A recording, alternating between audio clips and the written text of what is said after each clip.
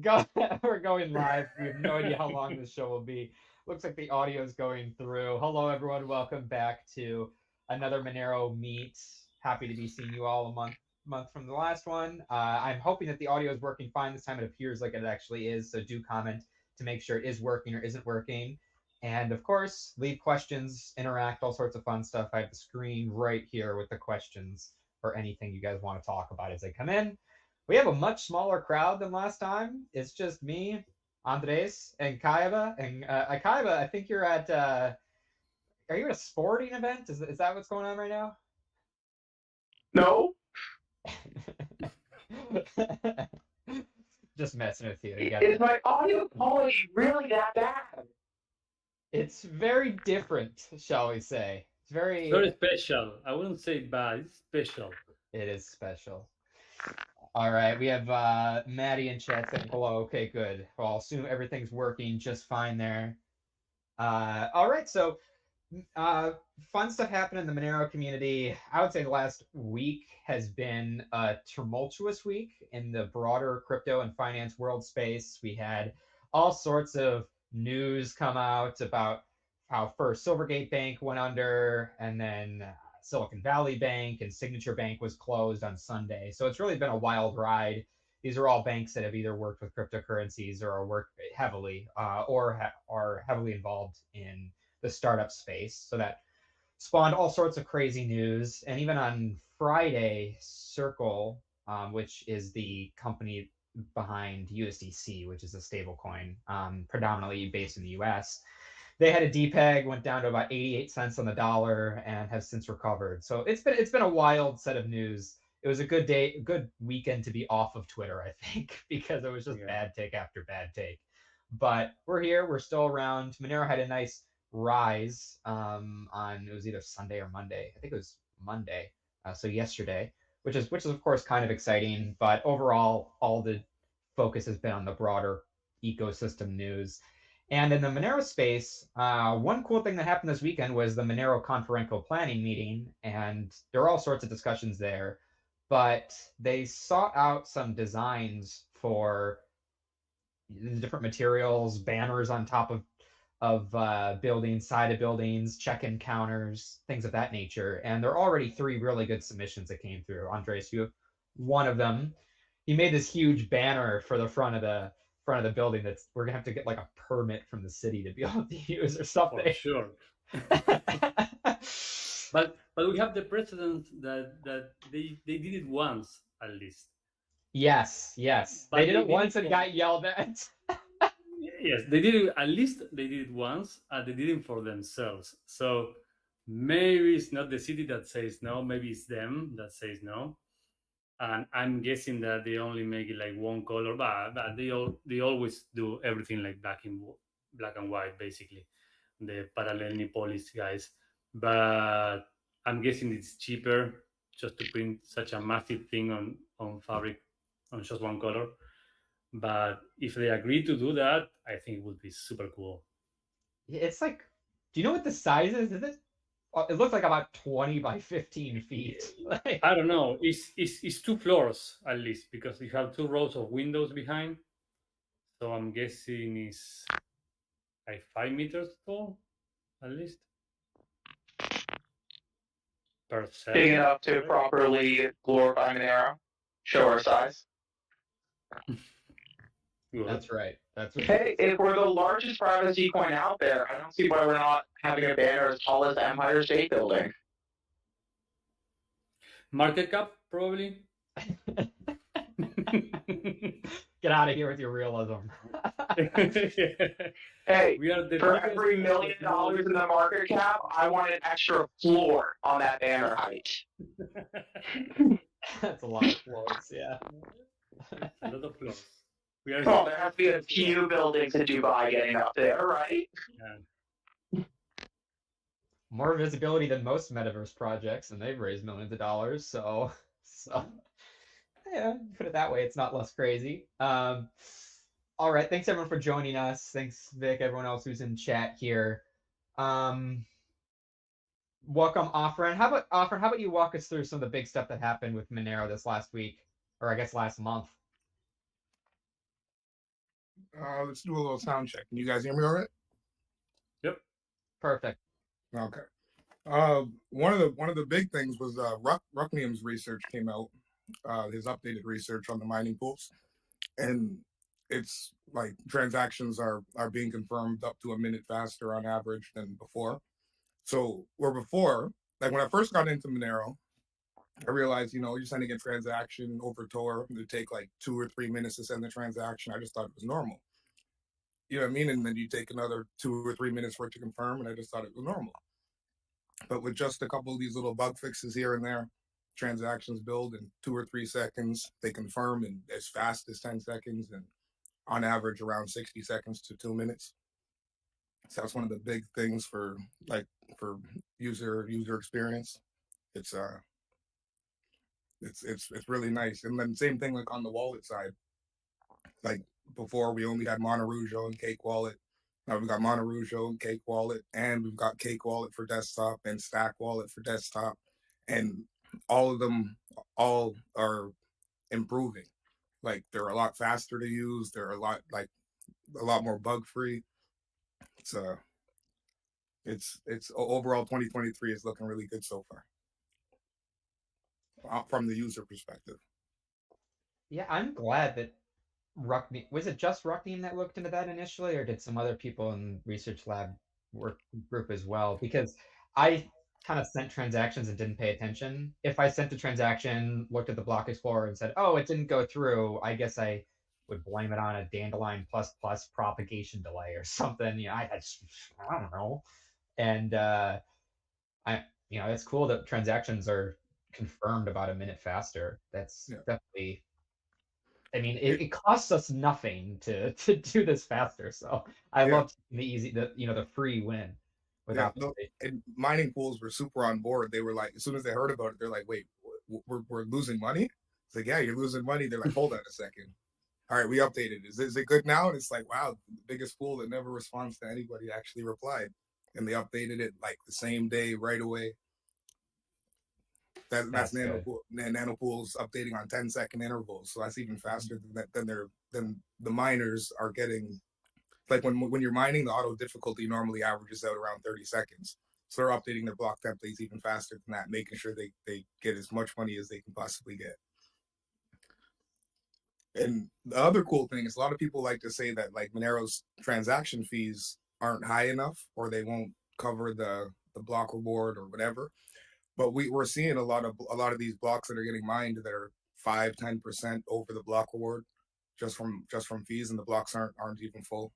So it's I'm bullish. Good. Yeah, I am too. Yeah. But one thing with Rucknium's research was if you were mining on P2 pool, you could see that you would be getting new updates all the time. Every time a new transaction came through, you'd get a new template. So that was one thing that was always kind of weird to me. I was like, how come when I'm mining from the pool, I mean for like on the daemon, it only updates once? And it you know, nobody ever really thought about it. But then you go watch TX Street, and you would see people getting kicked off the bus. You would see there's like 20 transactions waiting. The bus would come, pick up one transaction, and leave. And it would be like, wait, what? I'm watching it to see if my transaction gets confirmed, and I just watched the bus come and go. So that's where it was weird. But then Rucknium took it upon himself to actually take a deep dive into it. Because for me, I was just thinking it was a visual glitch on TX Street. Mm-hmm. But yeah, no, it was all around. So P2 Pool was the one that was doing it right. So you could say he's the one that first discovered it. So P2 Pool was doing it right, and because of P2 Pool doing it right, you could see that there was a difference. That you could see when P2 Pool mined a block, it would pick up all the transactions, but when another pool mined the block, it would leave passengers at the bus stop. So yeah, so XMRig was updated too. So if you're solo mining with XMRig, you can change it. You can change your templates as well. So solo miners are good to go. Pools are good to go. Speaking of P2 pool, when is the hard fork this month for P2 pool? That slipped my mind. Hold on, let me look. I asked somebody like an hour ago. Yeah, And so by the way, it's such a big little difference, an entire minute that we gain. Sometimes we are like months talking about an improvement, a performance improvement of a 15% something or the time or whatever. And if you want Monero to be used as digital cash to buy stuff, an entire minute is a lot of difference. Yeah, and the it's really cool how it's been like a bunch of cascading effects that have come from it. Because before, when you'd have the old transactions in there, when we'd have these large miners show up, they'd start mining blocks really fast, and they'd pick up those old transactions pretty fast, and you'd get a lot of reorgs. Over the last couple of weeks, where we've had that 1 gigahash miner pop up and go, I haven't seen any reorgs on my nodes, and I'm like, that's pretty funny. They have more hash power than before, and it's harder to reorg the chain because everybody else has just mined the most. They're everybody's up to date on their view of the blockchain instead of everybody else is 2 minutes in the past when this person shows up and then jumps 4 minutes into the future. So those 2 block reorgs have dropped down to 1 block reorgs.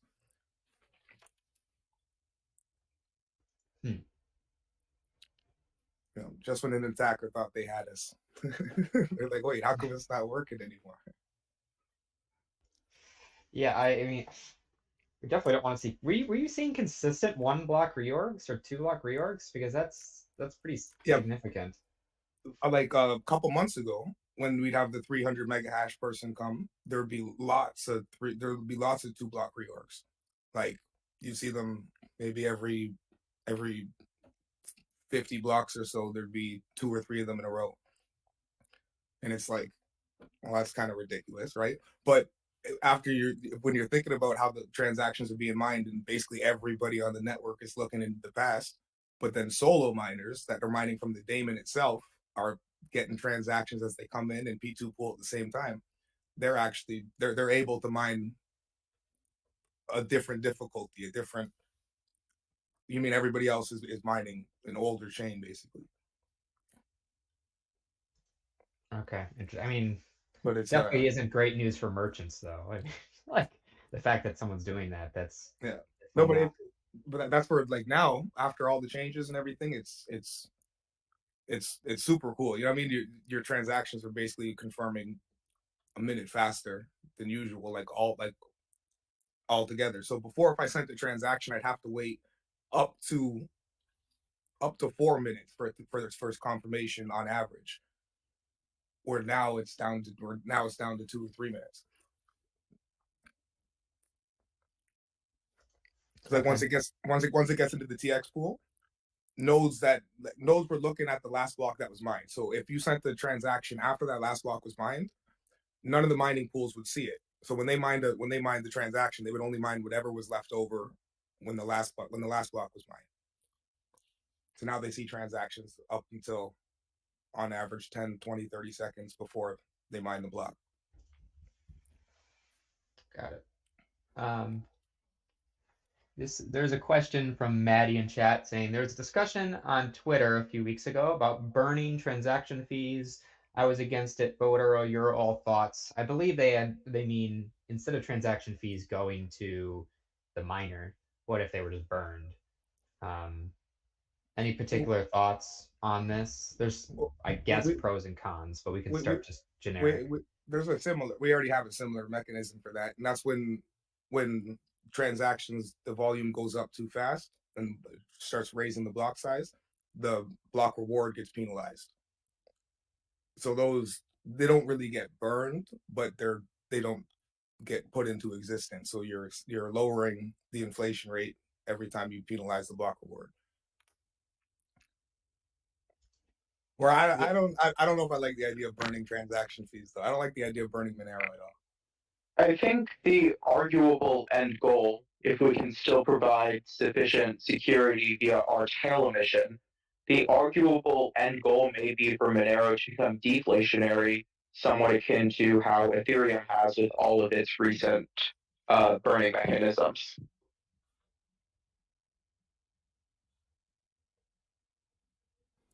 Yeah, I understand the logic, but I don't think it's necessary. It's kind of I'm like kind of in the if it's same not boat. broken, don't fix it. Yeah, and We have two ways to ensure. I mean, to reward the safety of the net. Two different ways to reward the miners. If it's not needed, don't change it. It's better to have all the eggs in the one basket, so to speak.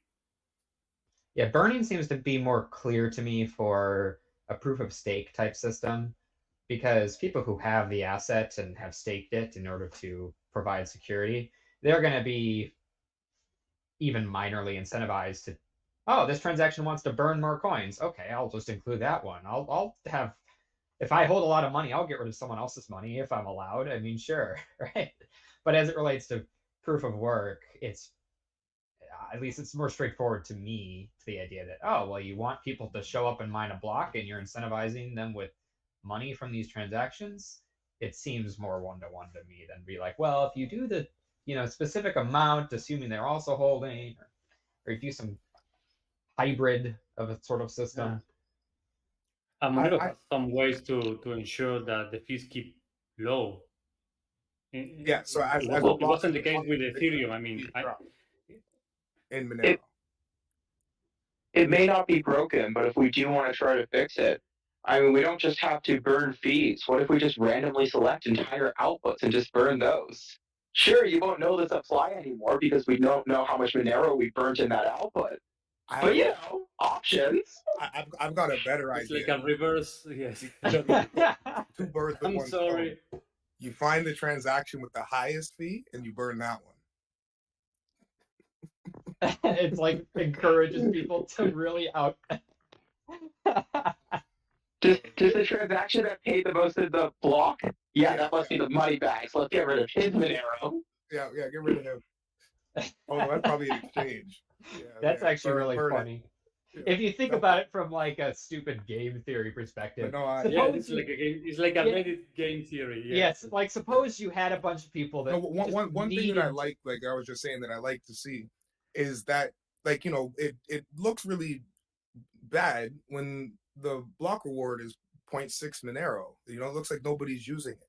You know what I mean? It's like there's no transaction fees there at all. Like nobody's paying. It's not like you're paying a lot, but we would want a lot of transactions to at least pay a little bit to. But we're actually seeing like I said, 5 to 10% higher on the block reward just from transaction fees right now. So when the block does grow, those fees will go down, but the total amount of fees in the block reward go up. So without inflating it, miners get paid more in Monero to keep mining, and I think I honestly feel like from a miner's perspective that's the top incentive for me. I don't like the whole gaming the system thing. Like let's burn coins to lower the supply so that I can artificially increase the US dollar value of my coin. Like what does that make? That doesn't make any sense to me. I want more Monero. I don't want less Monero. I want more Monero. I don't want 0.000001 Monero so that my transaction fee is 10% of my coin. I want more Monero. I don't want so much Monero that it's too badly inflationary, but like what 100 million Monero over 100 years is come on. There's 7 billion people in the world. That's not even enough. That's not enough Monero. It's still way better than anything else that we have today. Yeah. That's enough to give every U.S. citizen 100,000 Monero. Hard fork. That's on March 18th. And the big news about the P2 pool hard fork was today. Monero GUI was updated with the auto updater that will update you to 18.2. That includes the P2 pool hard fork updates. So everybody should be getting updates automatically. They're gonna have to do a little bit of legwork, extracting the zip file and stuff. But Monero GUI should download the new version of Monero GUI and the P2 pool should be automatically updated today.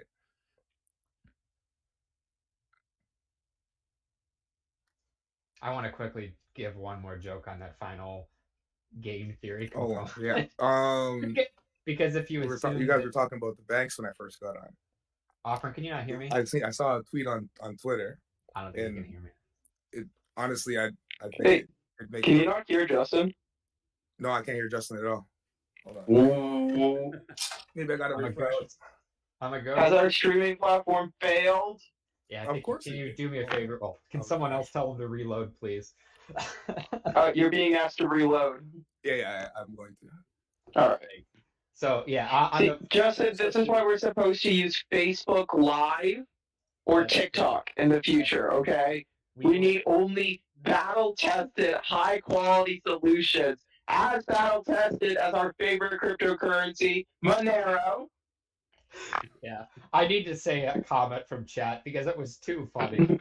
So someone, KG in chat said Kayaba actually has a welcome Kmart shoppers kind of vibe with the audio.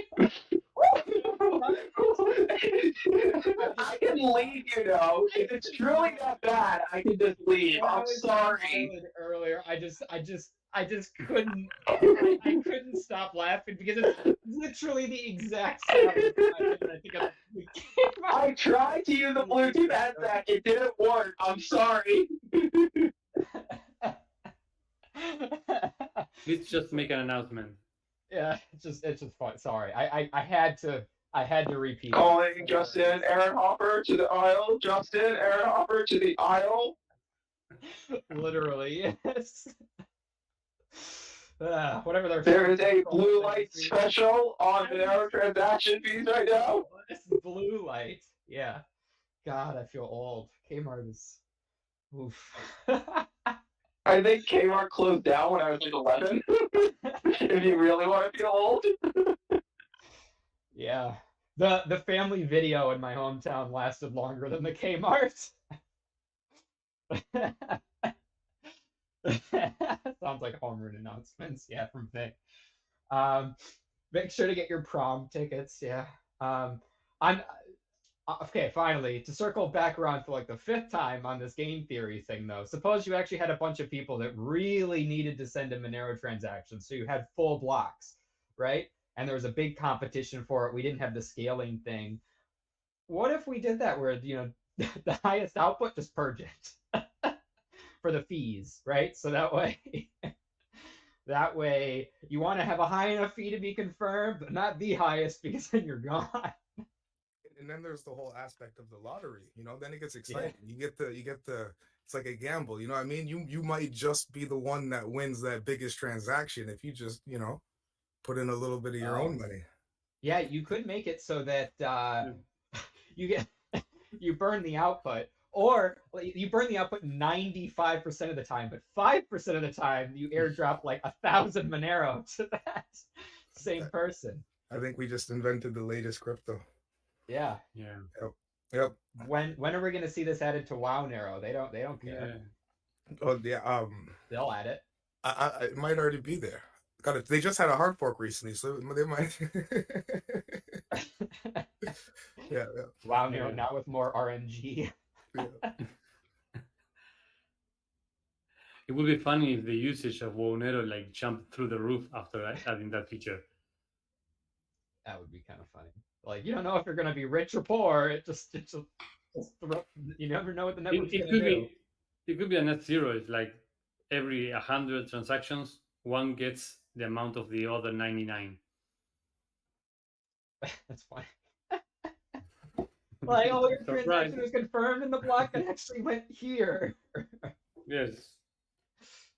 To this fine guy. I think these are the types of fine discussions people should expect at Monerotopia this year. Just really high quality, top of the line research. Yeah. Mm-hmm. So don't miss what that. would happen if? Yes. What if?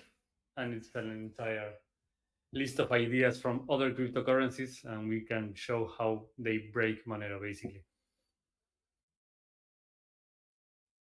Can you say it one more time? I was trying to read a question. No, that it could be like a whole segment for Monerotopia that we just put a list of every feature from other cryptocurrency, and we say, what if Monero had this, and we show how it breaks Monero.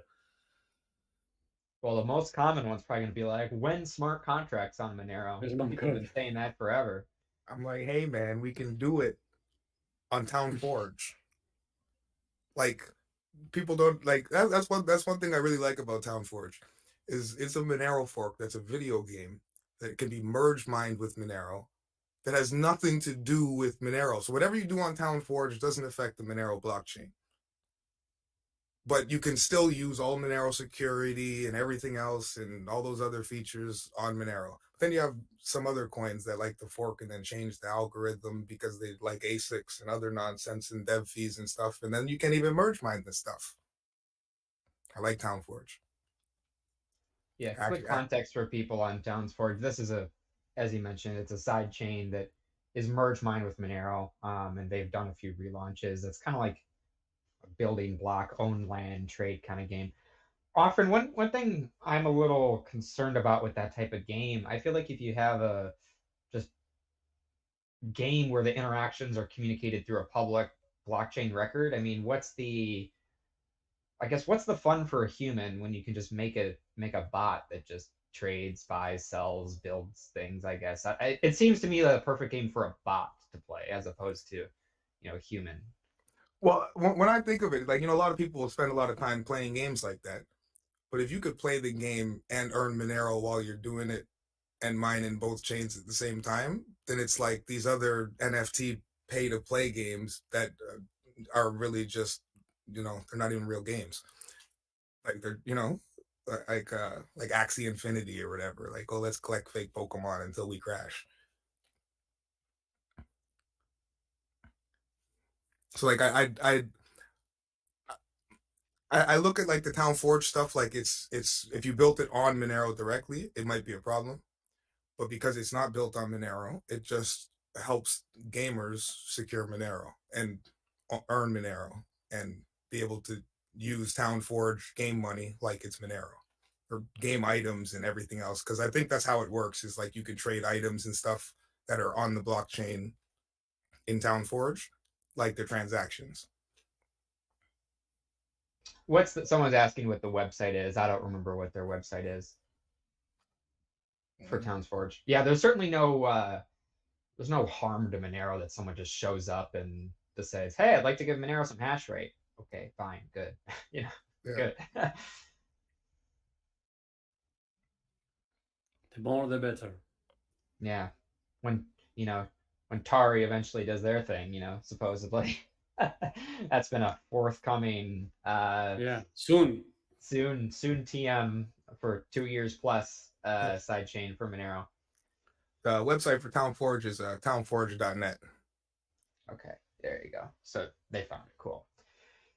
Yeah, I haven't really been following that project closely. Is it just is Monero still working on that with at least one or two other main devs? Yeah, and somebody was saying that Siski might talk at MoneroCon. At MoneroCon? Yeah. Okay. About some of the ways that like they sort of built on or around Monero, the ways you could build on Monero without having to build on Monero. Yeah. There have been some really good talk submissions for that, by the way. Like not just related to Monero vaguely type whatever talks. There have been some really good academic submissions that look at specific components of Monero, and I had either missed the research papers or their new research that was recently published. So it's been really fun to review. I don't remember that Town Forge one though, so I'll have to go through and see. I guess I haven't checked the reviews in a few days. No, they actually didn't post it yet. I actually pinged Monero Mood to say like, hey, what do you think, right? And then somebody else replied saying Siski would want to do it. Okay. Got it. Yeah. Yeah, to those who want to do a proposal, you can still do that on the MoneroCon website. Put it in there. It's pretty easy to submit, and there are plenty of excited community members ready to review your proposals. So definitely do that. Yep. New question came in saying, has there any progress on payment channels in Monero? Monero is a payment channel.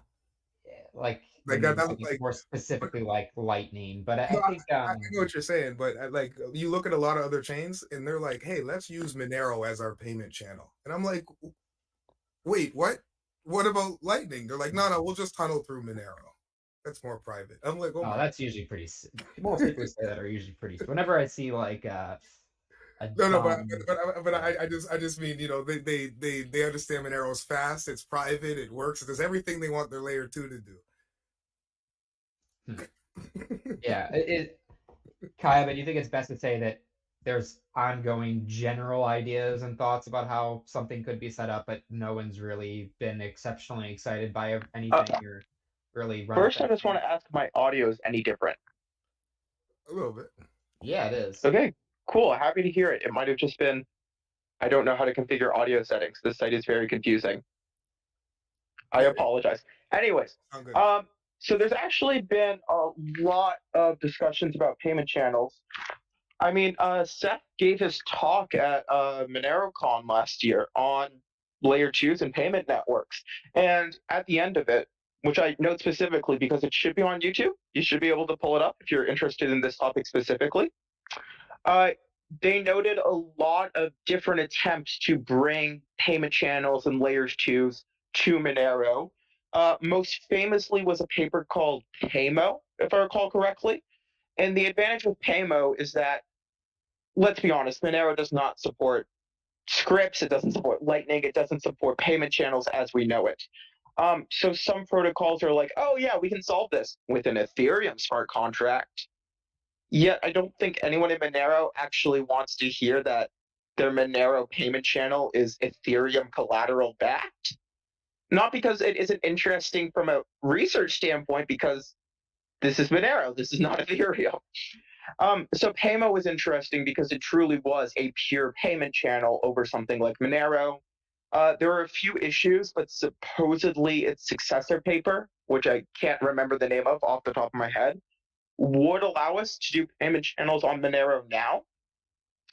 The issue is without scripts, either like some form of contract system or something like Bitcoin, we have to have one of two things. We either A, have to have some custodian, whether it be an Ethereum smart contract, a trusted execution environment, some third party Oracle slash arbitrator, or the other option is proof of work puzzles. Proof of work puzzles are where you create a transaction and then you bury the private key or bury the signature behind a proof of work puzzle. So it's set up where if I want to create a payment channel with Justin, I send a private key and a proof of work puzzle to Justin. And at any time, both of us can agree to close the channel. But let's say I disappear. Justin, if I disappear, should just be able to get all the funds. We shouldn't have to agree on it.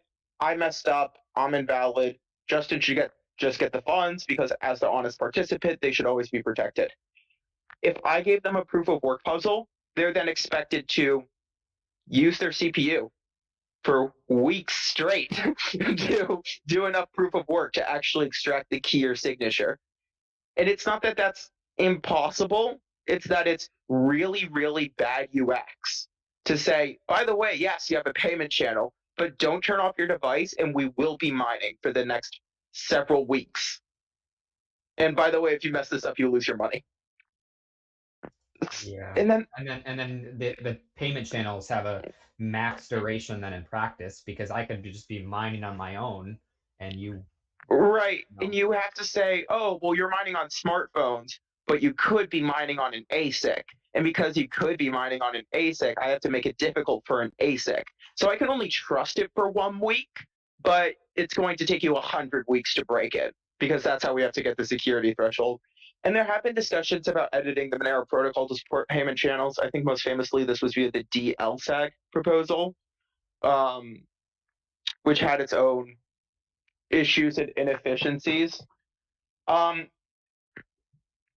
it gets a bit better with Seraphis. Seraphis introduces a feature, transaction chaining, which enables a lot of these designs. But I unfortunately wouldn't be surprised if the only Monero payment channel network to reach adoption without a major hard fork specifically for payment channels, I wouldn't be surprised if the only one that ever reaches adoption is effectively some wrapped Monero. I mean, it's easy. There's no roadblock in front of it as long as people are willing to trust whatever other system someone set up. I mean, you can take Monero, wrap it, and put it on anything else with the attributes of whatever else you design in the corner, right? So, um, for people who want to go to market, it's a very attractive option. But of course, users of Monero might be like, nah, I don't want to use that. So it's a bit of a balance.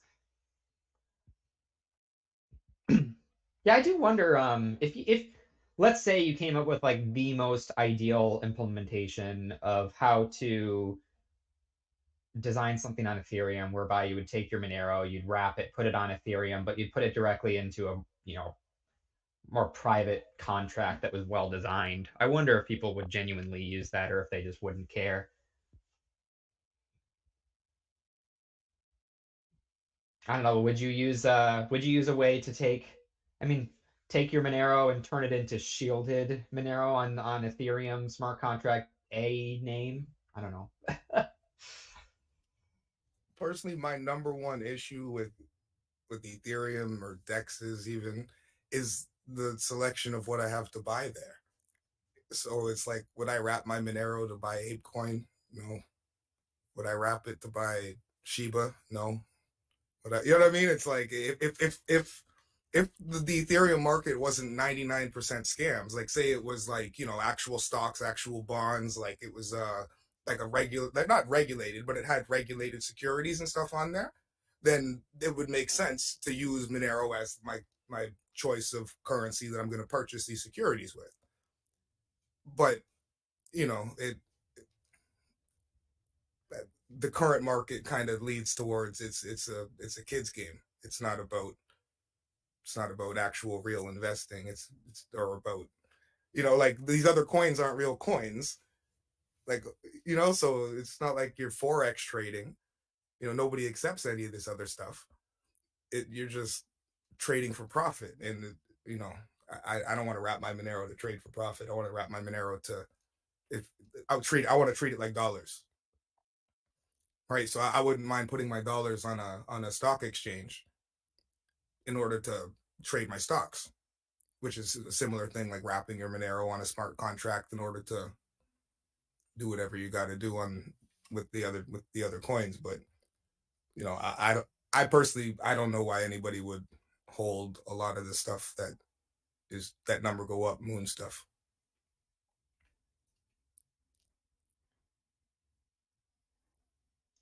I mean, that's the design of Sarai basically though is, you take your Monero, you put it on Sarai, and that's kind of like a wrapping process in a sense. It needs to sit somewhere. The native Monero needs to sit somewhere, and you're I mean, participating there we because you I call it wrapping. We can't say, oh no, it's native Monero. But if you're gonna say it's native Monero, are we gonna say Kraken is native Monero swaps? yeah, Yeah, exactly. technically it's swapping native Monero. You can withdraw native Monero from Kraken. It's just at this point native loses all meaning. I think if you want to have a quote native swap, the protocol itself has to guarantee its execution. So that could be anything from an Ethereum smart contract like Uniswap, or it could be Monero atomic swaps. But the second you interact with another system, yeah, you have to call it wrapping, whether it's wrapping into a Kraken account balance, whether it's Yeah. wrapping into a dedicated Sarai token, or whether it's just wrapping as a variable in the Thorchain system because they don't explicitly designate their tokens. No matter what, you have to acknowledge that it's out of the system and a new system is handling it with its own view on it. Yeah. Yeah, I guess that's a good way to put it on the Kraken side. If you deposit Monero, you get Kraken wrapped Monero, and you trade it for Kraken wrapped Bitcoin, and then you withdraw the Bitcoin. Ooh, those sound like securities. Wells notice when? So, I forgot the main. There was some other main point I was making why I brought up Sarai with this. Oh, for the ability just to participate in the additional markets for people to trade in and out of it. Yeah, I like mean, as liquidity providers. yeah, that's going to remain a bigger thing. I think, in fact, Monero's kind of been starved of that. In the Ethereum world, people have been able to run around having all sorts of fun and ill, of course, doing these sorts of things. But in Monero's case, if you're holding Monero, it's harder to put it to use more directly. Again, there's of course risk involved with that, but I mean, I think the option of someone being able to provide liquidity with Monero, and of course it's with the help of some other system, but still, I think option is cool. So I kind of hope that people run with it. Is my personal take at least. But Sarai will support fiat. well, I mean, your other option is lending Monero, right? Well, I mean, if you take your USD and you buy Monero, local Monero, Yeah. then you can use your USD already converted to Monero on Sarai. Okay. So it's indirect. It's indirect, and you have to find. I think they're called humans. Humans to take your USD and give you this digital token Monero. But once you get Monero, that supposedly is exchangeable for USD, so it's just as good, and you can use that on Sarai. No, but you forgot like stuff Monero is like wrapped USD. Stuff like Trollcatter now, and even Cake Wallet integrates with local Monero, so you don't actually have to go to local Monero. You could use Cake Wallet through Trollcatter. But I already planned the road trip. I was gonna go down there on Wednesday. Oh, no, so often just a point of clarification. No, no fiat for Cake. No, there's no ability to trade through local Monero with Cake. Oh no! Wait, Justin! I already mailed you all my USD though. You were going to mail me back the Monero coins, yes? I mail you the USD. You mail me back the Monero coins. They're solid gold, true Monero. That's what the briefcase that showed up at my door was for. I am going to leave a very angry support message if this is not resolved. By the way, that did not happen to everyone. But yeah, no. Apparently, Cake Wallet does not support fiat from Justin himself, and then Sarai is not handling fiat. It turns out we can't guarantee or control fiat. It doesn't have a nice and tidy, cryptographically secure digital representation, so we're washing our hands of that. SGP, I was going to ask, when you were saying that Cake doesn't support the Trollcatter local Monero, is it like disabled, or is like a... I mean, it's a different flow on their website. You need to send messages back and forth, so that process is not enabled through their API. So it just doesn't make sense. You need to interact with something. So we were just like, screw that. You know, I mean, it might be the right option for some people to trade, but it's not the experience we want in app. I've tried it, but I didn't know whether it was going through local Monero or not. All I knew is that Trollcatter does have the local Monero swaps included with the regular. Yeah, I think they plugged into the local Monero API so that you could while using their website, you could be a buyer or seller, I think, yourself in the trade. I'm not entirely sure how that works, but they put something out, yeah. And Kai, haven't you heard of the idea? Like, there's just you know how to try cash? That's what an oracle's for. Duh, just make an oracle. Justin, are you volunteering to be the official? Wait, what are we calling it? Is it Justin USD? JUSD? What's Justin, are you volunteering to be the official JUSD oracle for Sarai? We just mail you all of our USD. Yeah, you confirm recipients of all of the cash, and then you mint a token on our blockchain for USD. Yes? You're confirming all of this? That's funny. I actually you talked about mailing cash, but I was thinking as a I can wire transfer you too. It's just people get mad at me when I send them money from North Korean bank accounts.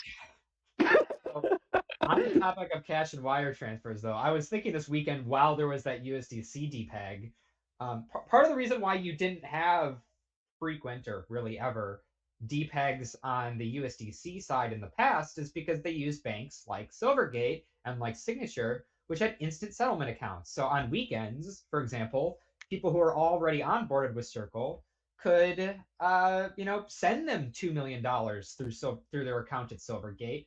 And usually that was enough liquidity in the whole bank system for the particular bank that someone could still feasibly, get USDC on the weekend and close that gap or whatever. But with those systems no longer available, then unless I forget what bank they announced they just partnered with, but unless they have a similar type of system, you're going to struggle and you're going to have bigger gaps in the weekend because people need to hold dollars for longer in an account in order to potentially close those arbitrage opportunities. So I came across, this is where it comes to the cash idea. The dumb idea that Circle opens like some in-person branches where people can show up with just bags of cash on weekends and mint to redeem USDC that way with bags of cash. Obviously, that wouldn't really make sense in practice at scale, but it didn't prevent me from thinking about it this past weekend. So yeah, because you don't need to worry about a bank holiday for moving money, physical cash around. But counting all that cash, if you're trying to be like, yeah, I'll redeem $6 million in USDC, is going to be a bit of a pain to do with cash. So doesn't really solve anything. Okay. We only have about 5 minutes left. I know we ended or started a bit late, but that's okay. Is there any other major news you want to talk about this week? This upcoming month? I don't know if this would be major news, but the feature for Polyseed, where you don't have to remember your restore height, that should be coming in the next few months or so. So hopefully, like I was saying, 2023 turns out to be a good year for user experience. Everything should be a lot smoother onboarding, a lot smoother for everybody to use, including like merchants that merchants got to keep logs of everything. They don't want to, Monero doesn't have a company. They don't got a support line. The merchant that wants to be able to call somebody and say, hey, where's my balance, and they're not going to have to do that with Policy. One of the things I also really like about it is technically restore heights on classic seeds are insecure. Yeah. Monero has this very handled aspect. I'm really not here to try to spread FUD. It's a personal annoyance of mine that I talk about a bit too much. But Monero has a concept called a burning bug, which has been extensively handled for years. But if you mis-enter your restore height, technically you can like re-enable it if XYZ conditions are met. And that was always frustrating for me because it's like, yeah, you have a seed, don't mess up entering it. But now that we're actually putting the restore height or the birthday into the seed, it just very nicely tightens that up. It helps the user UX, it reduces scan time, it improves security. Just all around, I'm very excited for it. Yep. Often, do you know if it's been agreed upon? Is there some issue where people are still going back and forth about where or when to incorporate this into the GUI and CLI, or is this mostly decided now? No, there's been no contention. It was confirmed. Tevador confirmed that it's stable. Feather Wallet has been using it for, I think, over a year now. WowNarrow implemented the older version of it. There's also an open PR to Monero Sarai, the Monero Rust library for it, in case anyone's interested there. Okay. Yep. But Toby said he would be the one to do the pull request to Monero. Okay. It's just that nobody's done it because a lot of people were thinking, oh, we'll wait for Seraphis. And I'm like, why are we going to wait 2 years for user experience? It's already done in Feather Wallet. Like, why don't we just give it to everybody? Yeah, there's no needed change with it's not like we need to change the scheme when Seraphis comes around. It's valid today, valid tomorrow as well. So yeah, so definitely send that over to me when the pull request comes through. I'll definitely take a look at it. I'll have our devs take a look on it.